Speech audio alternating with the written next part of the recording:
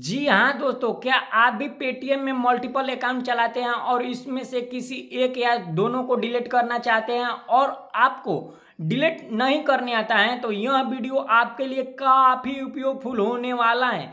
क्योंकि आज मैं इस वीडियो में बताऊंगा कि पेटीएम में अपना बैंक अकाउंट को कैसे रिमूव कर सकते हैं। तो चलिए बिना टाइम गवाए हुए इस वीडियो को स्टार्ट करते हैं। तो सबसे पहले अपने मोबाइल स्क्रीन पर से पेटीएम को ओपन कर लेना है। पेटीएम ओपन कीजिएगा तो आपका जो भी लॉक मांगेगा यहाँ पर आप अपना लॉक डाल लीजिएगा।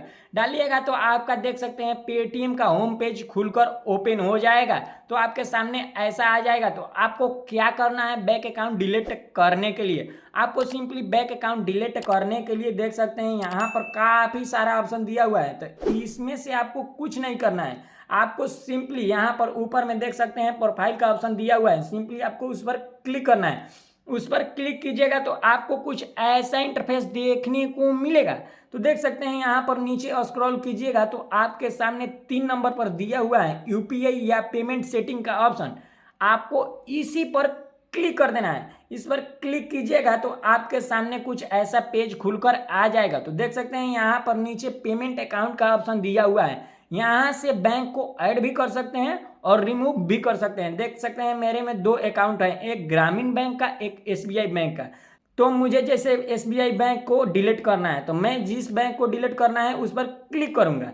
क्लिक करने के बाद आपके सामने कुछ ऐसा पेज खुलकर आ जाएगा। तो देख सकते हैं यहाँ पर तो डिलीट का ऑप्शन नहीं दे रहा है कहीं पर भी।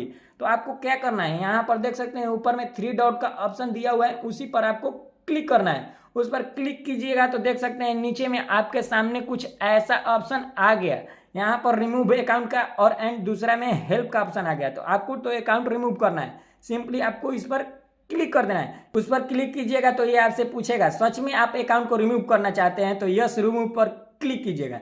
यस रिमूव पर क्लिक कीजिएगा तो देख सकते हैं बैंक अकाउंट रिमूव सक्सेसफुली हो गया। आप देख सकते हैं मेरे में एक ही अकाउंट अब दिखा रहा है।